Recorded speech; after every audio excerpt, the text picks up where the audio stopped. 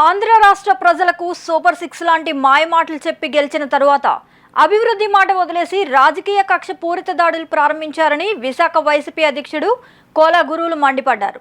దాడులకు వ్యతిరేకంగా జగన్మోహన్ రెడ్డి ఢిల్లీలో జరిపిన నిరసన కార్యక్రమానికి తోటి పార్టీలు సంఘీభావం తెలిపాయి.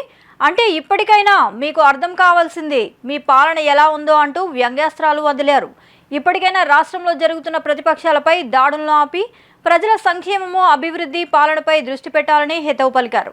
ఈ సమావేశంలో విశాఖ జిల్లా BCCL president Chandrashekar, APISC director Anuradha, APIDC Seenu, SC జిల్లా అధ్యక్షుడు అప్పన్న, సీనియర్ నాయకుడు శ్రీనివాసరెడ్డి, జిల్లా బీసీసీఎల్ నెంబర్ మోహన్ పాల్గొన్నారు.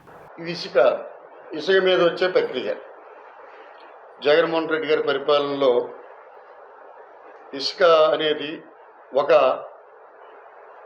ఒక పాలసీ పెట్టి ప్రవేశపెట్టి దాన్ని మరి కొందరు అది అక్రమంగా వెళ్లకుండా ఒక నిజమైన పద్ధతిలో ప్రభుత్వంగా ఖజానాకే రావాలని, ప్రభుత్వంలో ఉండాలని ఇసుక పాలసీని ఇంచుమించు మరి ఆ టైంలో కొంటే ఓ ట్రాక్టర్ ఇసుక అయితే ఒక 5,000 అంత ఉండేది. ఇప్పుడు మరి ప్రజలందరూ గొగ్గులు పెట్టే విధంగా ఉంది. 7,000 రూపాయలు ఇప్పుడు ఓ ట్రాక్టర్ కొనుక్కునే పరిస్థితి కనిపిస్తుంది. దానికి కూడా సరైన పద్ధతిలో ఎవడో గుట్లుగా ఏసులు పోగుండే ఇసుకని ఈరోజు ఎవరికి అమ్మారో, ఎవరికి వేశారో, ఎవరు దోసుకెళ్తున్నారో ఆ ఇసుక పాలసీ ఈరోజు వరకు తెలియటం లేదు. మరి జగన్మోహన్ రెడ్డి గారు ఉండేటప్పుడు ఆ పాలసీ ప్రకారంగా ఒక గవర్నమెంటు ప్రకారంగా తీసుకునే నిర్ణయంని ఈరోజు ఇసుక ఫ్రీ అని చెప్పేసి మీరు అన్నారు.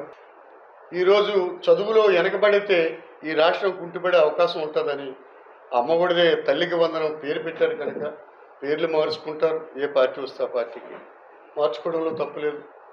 కానీ ఆ తల్లికి వందనం చాలా మటుకు నేను వీడియోలో సోషల్ మీడియాలో చూస్తుంటే నీకు 15,000, నీకు 15,000, నీకు 15,000 అని ఇంచుమించు 4 పిల్లలు ఉంటే 4కి 60,000 రూపాయలు ఇచ్చే అవకాశం ఉందని చెప్పేసి మీరే చెప్పారు. అది అమలు చేయమని ఈ చదువు గురించి ముందు పెట్టమని మేము అంటున్నాం. మరి సూపర్ 6లో ఒక 6 భాగాల్లో చూస్తే బస్ ఫ్రీ, అలాగే మరి ఆ బస్ ఫ్రీని కూడా ఏ విధంగా ప్రవేశపెడతారనేది చూస్తేనే తెలుస్తుంది. మరి అదేవిధంగా మనం ప్రతి ఇంటికి సంవత్సరానికి 3 గ్యాస్ సిలిండర్లు అలాంటివి ప్రవేశపెడితే ప్రజలు ఆశ్రయిస్తారు. చెప్పిన మాటకి కట్టుబడి చేసి ఉన్నారు అని అంటారు. కానీ ఇలాంటివి కాకుండా దాడుల మీదే ప్రక్రియ అనేది కాదు. మరి నేను ఒకటే కోరుకుంటున్నాను, ఈ విశాఖపట్నం వైఎస్ఆర్ కాంగ్రెస్ పార్టీ జిల్లా అధ్యక్షుడిగా మీ పరిపాలన విశాఖపట్నం కాదు ఆంధ్రప్రదేశ్ అలా మెచ్చుకునే విధంగా మరి పూర్తి మద్దతు మీకు ప్రజలు ఇచ్చారో ఆ మద్దతుని చేకూర్చమని కోరుకుంటున్నాం. మరి ప్రతిది కూడా మీరు చూస్తున్నారు, మా మత్స్యకారుల సోదరులందరూ ఎదురు చూసే అవకాశం ప్రతి మత్స్యకారుడు కూడా ఎదురు చూస్తున్నాడు మత్స్యకార భరోసాని. ఈరోజుకి మరి ఎక్కడ మత్స్యకార భరోసా అనేది కనిపించటం లేదు. ఆ కనిపించేది కాక మత్స్యకార భరోసా పడుతుందని చెప్పేసి జూన్ నెలలో మరి జగన్మోహన్ రెడ్డి గారు ఉండేటప్పుడు వేశారు. మరి ప్రభుత్వం ఏర్పడిన తర్వాత ఇది కంపల్సరీగా మత్స్యకార భరోసా అనేది వేస్తే మరి గతంలో రాజశేఖర రెడ్డి గారు ఉన్నకారుడు కూడా, దివంగత నేత ముఖ్యమంత్రి రాజశేఖర రెడ్డి గారు ఉన్నకారుడు కూడా మత్స్యకార భరోసా జరిగేది. మరి చంద్రబాబు నాయుడు కూడా ఆ టైంలో కొంతవరకు చేశారు. ఈరోజు జగన్మోహన్ రెడ్డి గారు ఉండేటప్పుడు కూడా ఇంచుమించు 4,000 ఉన్నది 10,000 చేసి అది ఇచ్చారు.